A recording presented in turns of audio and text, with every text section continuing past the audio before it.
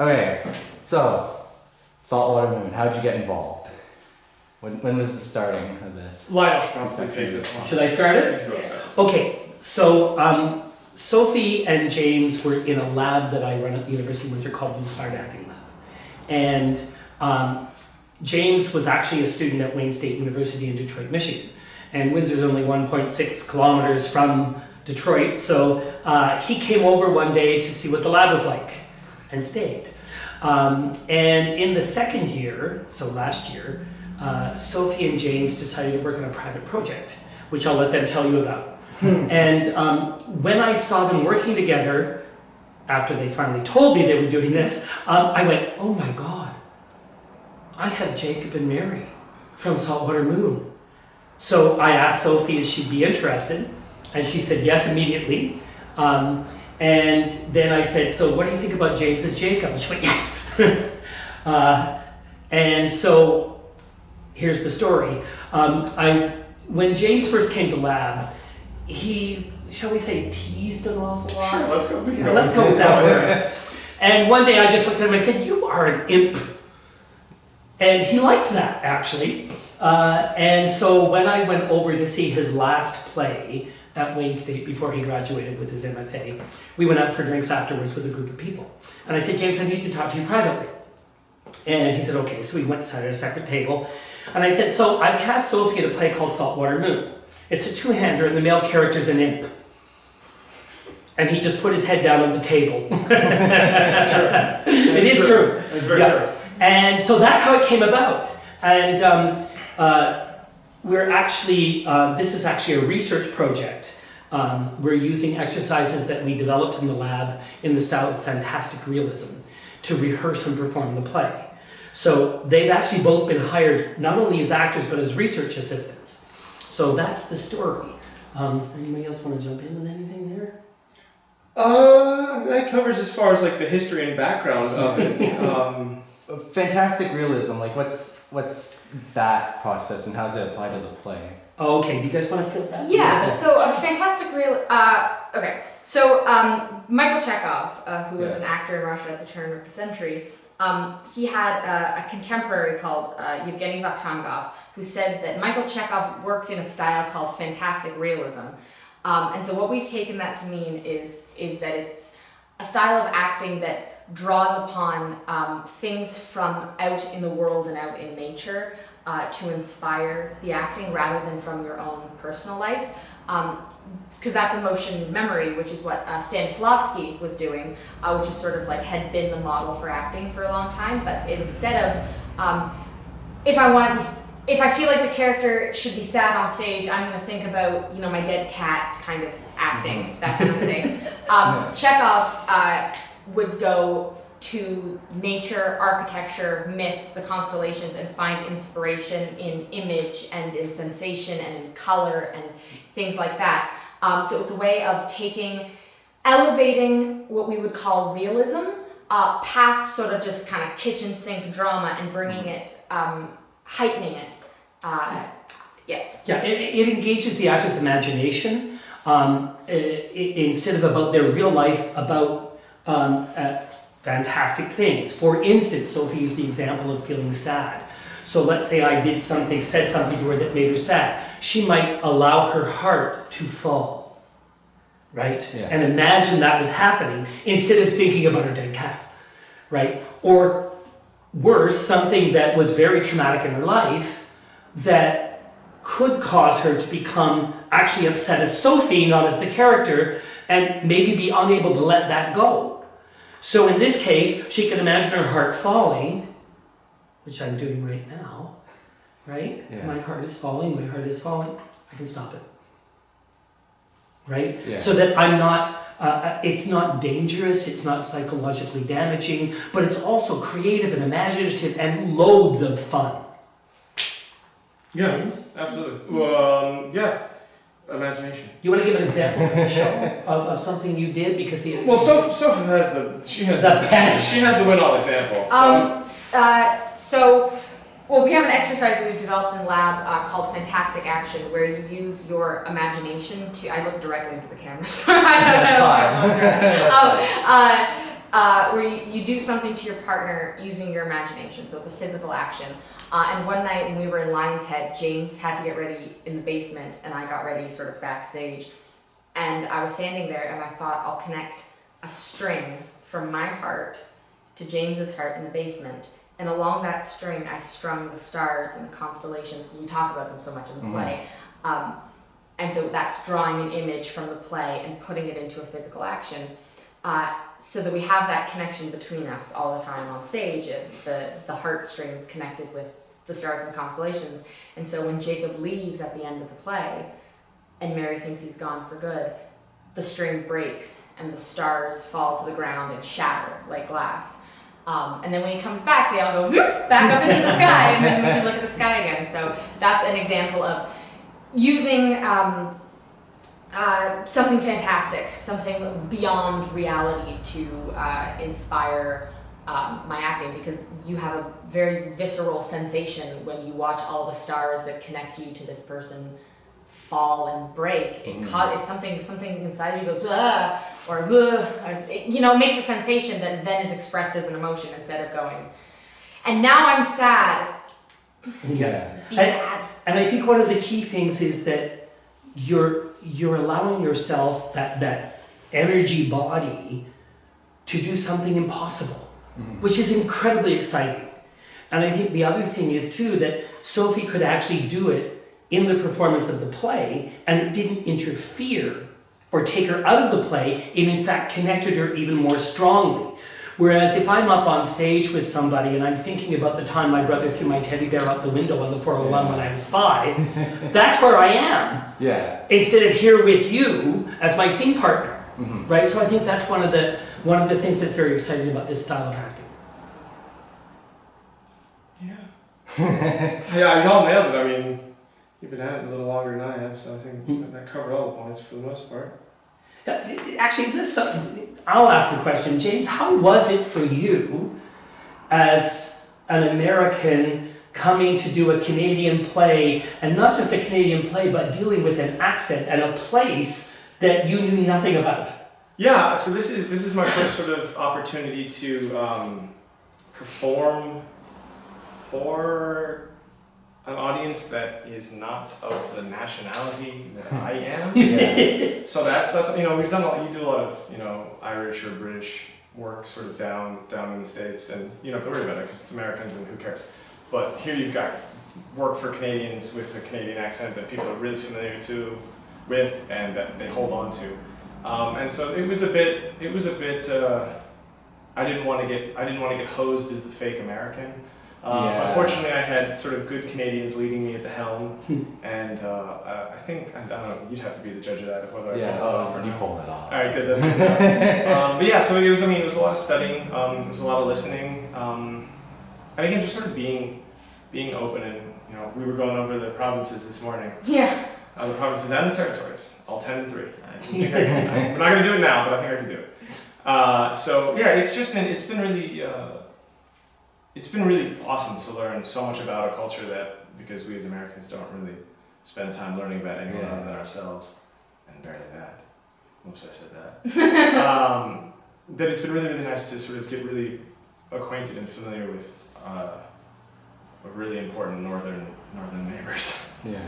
I guess my question would be then, what was the hardest thing to adjust to, like culturally, as an American? I don't find it that different, but then again, I've been in sort of a different representation of the population because I've been with artists and creators, and they aren't necessarily the majority or the accurate representation of kind of Canada. Yeah. His adjustment's going to be moving back home. Well, I saw some news this morning. We won't talk about that. About America, but no, honestly, everyone's been really warm and receptive. It's hard to generalize because there are so many different populations and percentages that I'm not in contact with, and I don't have the complete understanding because I can only live like my one life, right? Yeah. You can only read about it. So to generalize is like really, really tough. But honestly, I could find myself confused about being in Wyoming or any part of the world while in Canada. I really have not found it that different. Now, I think if I were to go to like Quebec, for example. Like, that would be different, Yeah. for sure. And I have done it, and it was different. And even there, it's beyond language. It is actually a little cultural. But again, because we're in Ontario and you know, like Windsor and Toronto are so close to the American border, and they're so influenced by sort of American culture and everything like that. I really haven't found it to be all that different, other than like sorry. Yeah, I'm sorry. Yeah, that would be all sort of. That's kind of it. Honestly. That's it. Yeah. Well, and I think and female bacon. Oh, is that it? That's a Canadian thing? Oh yeah. Yeah. I had no idea. Yeah. No. Exactly. James had a pea meal bacon roast yesterday It's for supper. good. It's really good. And actually, James, maybe talk a little bit about wrapping your head around the phraseology in the script and the way things are phrased.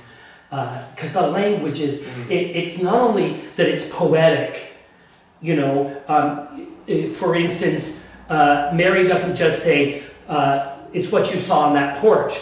She says it's what you saw on that summer porch. You know, so there's all these little embellishments, but also the phraseology is sort of twisted around a little bit with the Newfoundland dialect. Yeah, and again, it's hard to distinguish again between poetic nature and class, right? There's a lot of sort of education-based components that go into the phraseology and the imagery of sort of how Jacob talks. One of the things that I don't really know is the poetic liberties and justice that David French has taken versus that of someone who actually would talk in 1926 in Newfoundland. You know, I don't know if they would be as poetic or as visual or anything of that sort of nature. So it's hard to say. But one of the things that has been a challenge is always inhabiting another class outside of myself and sort of finding the expressions and the grammatical sort of. I have a horrid tendency of actually correcting the grammar in a piece that doesn't ask for that. So that's been something that's been kind of hard to get tuned into my body on a sort of natural level, right? And now I'm going to go back, and already Sophie's been nailed by her dad a couple times for having what did he say? I don't know. I said something really ungrammatical the other day because I've been living in sort of the Newfoundland dialect, which is not necessarily ungrammatical. It's just grammatically different. Yeah. So I said something that to a Torontonian English speaker would be ungrammatical, but that's a whole conversation about like dialects and socioeconomic structures and things like that. And my dad just like looked at me and went, "Did you really just say that?" I don't know. So yeah, so it sort of inescapably lives with us to a certain degree. So Lionel, what drew you to this play, and how were you introduced to it? Well, I'll go back, way back. When I was at theatre school in 1975, I read David French's first play, Leaving Home. And it's actually about these two characters when they are married and living in Toronto in the 1950s, and they have two teenage sons. And I read that play and went, oh my God, I could be in the theatre. This is my heritage. My parents are both from Newfoundland. I grew up in Toronto. And it spoke to me because it was people I knew and understood, and I didn't know that they had a place in the theatre. I felt very insecure about being an actor and what did I have to bring to that. And this, reading David's play changed that for me. And in the 80s, he wrote this play in 1984, and I read it shortly afterwards, and I just thought it was beautifully written. As I said, the language is poetic, and the intricacies of the structure and the parallels and the polarities and all of the things that the relationship between them, I just thought was absolutely stunning. And I wanted for a long time to direct the show. As I said earlier, I saw these two working together and I went, oh my God, I've got Jacob and Mary right in front of me.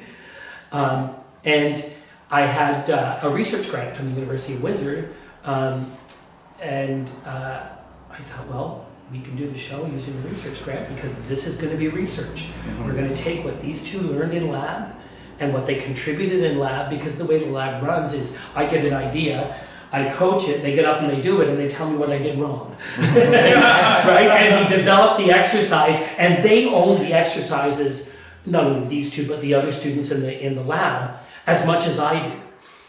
You know, I guide it, I facilitate, but their contribution is as strong as mine. And so this has been a process of using the tools, then they write to me about what it did, what if there were problems, suggestions they may have on how to develop the exercise further. And I think the big discovery we made in this process is that you don't need to just work on one of the tools. You actually just start the rehearsal with a tool and let whatever one is needed in the moment come to you.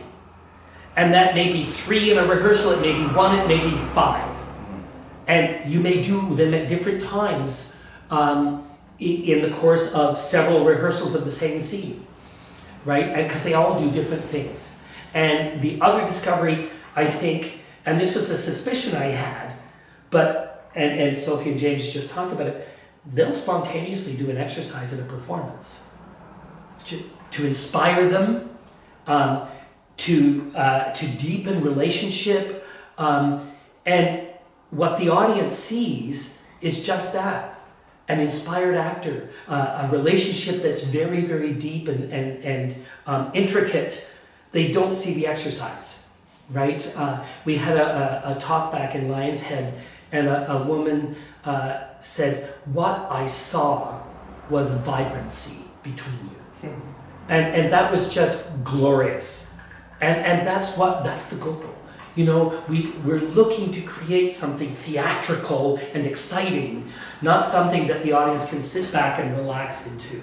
We want them to be here almost on the stage, or at least figuratively on the stage with the actors, and them figuratively out there with the audience. Although quite literally we are at this point. Yeah, in this space. Yeah, but you guys talked about how the audience influenced you. Oh, absolutely, yeah. I mean, I actually, so you put it a really nice way the other night that I'd never sort of thought about the way you phrased it, which is just sort of the audience as the third partner in the scene, right? Yep. We very early on came up with this metaphor, this notion of we're trying to dance as much as possible, but the play itself lives as a boulder. And some days there are days, well, earlier on there were days where we struggled to keep the boulder aloft, to to dance nimbly and to also have this crushing weight on top of us. Just because it's a lot of responsibility and a lot to carry, it's a big story. There's a lot of information that an audience has to sort of take in. They have to learn about an entire culture in 85 minutes and also enjoy it. You know, and also our entire lives. So it's a huge amount of information to sort of convey. And so there are days, you know, we'd always say there are days when the audience is out there helping us lift the boulder, right? For every time that they laugh or every time that we can tell that they're engaged, whether it's dead silent or not, if they're with us and actively sort of engaged, that boulder flies right up into the sky and we can dance as much as we want. But some days they're also standing on top of the boulder. And that makes it hard. You know, there are days where if it's hot, they're bringing their days with them, and it's you know, if they're weighed down, we can feel that weight. And our job is obviously to then, that just puts more responsibility on us to lift harder and to work more to help them enjoy it, to lighten the load and send them on the journey with us. And I just totally talked about the metaphor that you came up with, but it was good. I really liked it. Thank you. And I think too that the approach that I try to take when I'm directing, when I'm teaching, is that acting is playful. It's joyous. One of the things Chekhov says is the difference between tears on stage and tears in life is that tears on stage have joy under them, right? So that there is something joyous about the experience that these two people go through in the course of the play. And if that's underneath it, the pain is illuminating and not oppressive, right? Yeah. And I think that's a big thing. I mean, right from the very moment, even through all of the arguing and scrapping that you do, it's loads of fun to watch them spar with each other because there's that joy underneath. Yeah. And do. It's a lot of fun. It's a lot of fun to do, you know. Yeah. It really is. Yeah, and I think that third character, the audience as the third character, is a really important thing because they, there are directors who believe that this is the play. It is set in stone. And I blocked you to do this with your finger on that moment, and you didn't do it tonight. Right? And that, well, that's film. If you want to see the same thing over and over and over again, watch the movie. This is live theater, and they're a part of it. And if you come to the show several times, I mean, Joey, you've seen it a couple of times. Yeah. Has it been the same every single night? No. Exactly. And that makes it, I think, exciting for you guys too, right? Yeah, absolutely. Yeah. Yeah, I mean, I heard new interpretations last night that I just went, why didn't we find that in June, when we started to rehearse? Yeah. So it's quite beautiful. Yeah. No, that's very true. That's very true. So I guess a more general question that kind of relates to the play is, what do you think the status of Canadian theatre is now in our society, and how can it be improved if it can be improved? Okay, so I would say that theatre in Canadian society right now is undergoing a huge shift, where we're recognizing that the same plays that we've been doing for 70 years aren't maybe the plays we should still be doing in a way, or if we're doing them, we need to be thinking about them differently, because we're also recognizing Canada's incredible diverse population, but also in ways in which we've sidelined and marginalized people in minority communities, and that representation matters, and what we need to be seeing on Canadian stages are Canadian casts and Canadian plays that reflect the history and the diversity of our country, which I think is really important and really exciting. And something that's a really sort of necessary shift away from what we might have been doing previously, is starting to put things on stage that reflect the reality of our society and the reality of our culture and what that is, and moving towards diversity and inclusion and acceptance. And then hopefully that, I know that's starting in Toronto right now, but hopefully it can sort of spread to the rest of the country, and I think we'll all be better people and better artists for it. The more representation we can have on stage for people who feel underrepresented, I think the more light and hope and positivity we can have as a society. And I think that extends to not just so-called colorblind casting. This play, Saltwater Moon, was done in Toronto a few years ago with non-Caucasian actors. And that's certainly valid. But I think it's also changing the canon going forward. Writing plays that, I just got goosebumps. Writing plays that involve actors who are not just your basic Caucasian people. Right? Exploring the cultures that have been brought to this country with the people who represent those cultures as actors. Right? So I think that that's really, really important, that we explore the cultural mosaic of this country, and that we get out of what's considered the popular theater. And the other side of it, I think, is that a lot of times acting has become unexciting.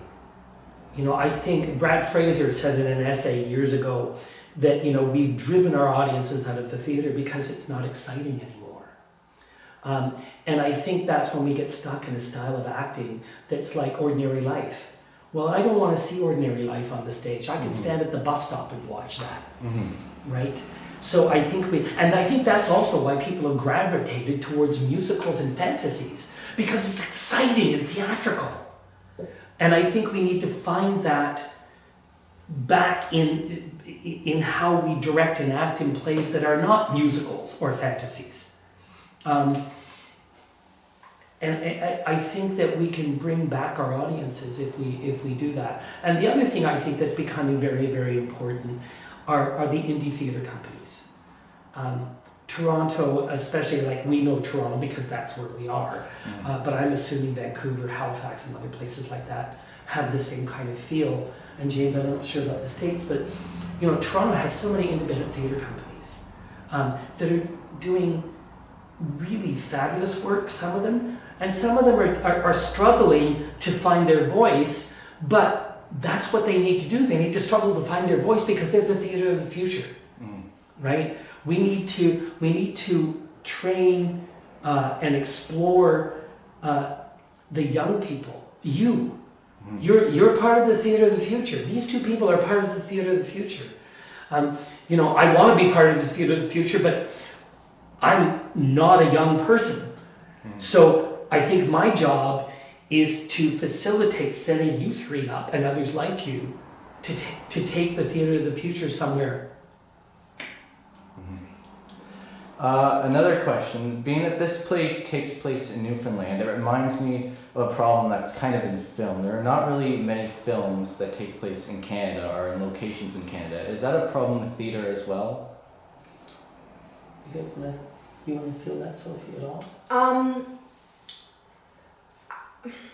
I mean, there are. It's just they're not as popular as a lot of the plays that are coming out of the States, but I think that's why we also have to write new plays and foster new playwrights and new artists that are creating new work, so we can have some stuff that's, you know, from our country, that's filmed in our country and set in our country and written about our country and things like that. So I think it's just, again, just looking towards the future and looking at encouraging and supporting young artists and playwrights. Yeah, and I think an example of that is the play Scorched. You know, it takes place in Canada, but it deals with a Muslim family and the issues with going back to the home country and it's never identified, and searching for a lost relative and those kinds of things, and became the film Incendie, and quite a popular film internationally. But Scorched the play has also been done a lot in America. Yeah. It's like one of the few ones that we actually know about in the States. Yeah, so I think it's getting our work internationally known. And writers like Judith Thompson and George F. Walker and others are done in the States and are done internationally. I know Les Berceurs has been translated into so many different languages. Michel-Marc Bouchard's plays have been translated into all kinds of different languages. But Sophie's right, we've got to start to encourage younger writers and provide support for them. And I think teach our audiences that Canadian theatre is good theatre. So often, I think we dismiss our local theatre, our local plays, as not as good as. And I think that, and you know, there are some that are not fabulous, of course, in every culture, in every country you find that. But which Canadian plays are going to be canonized, are going to be read in 50 years from now? And I'm not talking just about the ones that came out of the 70s and the 80s and the 90s, but the ones being written now. Who are the voices, the young voices? And we need to find ways to support them. And on the other side of it also, it's like I sort of sit on a double-edged sword, right? Like, obviously, I'd love to see a whole lot of Canadian plays brought to America. I think they have a lot to offer. On the other side, I like having all these little secrets about Canadian plays that nobody else knows about. I'm like, I know this, you don't. I'm going to do this now, and you have no idea, and it'll be brand new to you. But here it has been for 30 years. You know, it's like, of course, I think Canada has a place in. Some of the plays that Lionel shared with me, and some of them that I've seen or heard about, have such wonderful stories that need to be told in such a different perspective, and it's something that's truly like unique to the sort of Canadian landscape, both culturally and literally geographically. But I mean, I think also come from away will help. Yeah. Like honestly, it will. People get curious about this weird little island that was like really, really friendly and kind of Irish, and people be like, "What the hell's going on there?" I guess the final question would be, what's special? Not that Newfoundland is a weird little island, sorry. It's a lovely place that I've not been to, but I've clearly learned a lot about doing this play. It's just... Anyway, continue. There you go. What's special and or unique about touring with this play in particular? I think the size of the play, touring with just a two-hander, has been really interesting because... You don't get that a lot. You don't get that a lot, and also because there's just the two of us and because we know each other kind of so well at this point, we have the opportunity to keep playing and experimenting and finding new ways to do things and finding little ways to change stuff every night. And also to play for audiences that are in towns that don't necessarily get a touring company coming to them. Like up in Lion's Head, it's a town of 500 people. And up here, I think Michael was saying, like, we're pretty much the first touring company. Has been really, really special because I think that it's a play that gives a lot of sort of hope and light, and you leave feeling good. It has a happy ending. It's a story of two people struggling to connect, and then they do. And I think that touring with this play specifically has been so wonderful because of that, and not because of that, and also because you get to do it with people that you love, which is really nice and wonderful and special. And I think too, we're a shoestring company. James, Sophie, and I put the set together. And God, we didn't have James, because he knows how to take it apart and put it back together and tells us what to do. But we're doing everything. And the other side of it is, Sophie's point about we're doing it in places where theater doesn't normally come. I mean, there's not been a theater company on the Bruce Peninsula for many, many, many, many years. And people are so grateful and so excited and so appreciative of the experience of coming to the theater that it makes it kind of special. It's not people who just assume, oh yeah, I can do it in time. It's a very different experience, I think, playing and starting to build something. I mean, that's the thing that's exciting, I think, and I say it to Michael Raleigh all the time. I say, you're building something, and you're giving young people an opportunity here that they wouldn't normally have, and I think that that's incredibly important. And it's the same thing when we're in Lion's Head. It's an opportunity for the people in that community to see some exciting theater. And the other thing is, and James always says it in talkback, this is Sophie's first professional job. And I'm incredibly proud that I helped make that possible. All right, I think that's it. Thank Thanks. you very Thank much. you so much, Dory. Thank you for having us. Hopefully it wasn't too bad. No, it was lovely. It was lovely. It was fun. You asked You'll be all the the judge of questions. that. Yeah.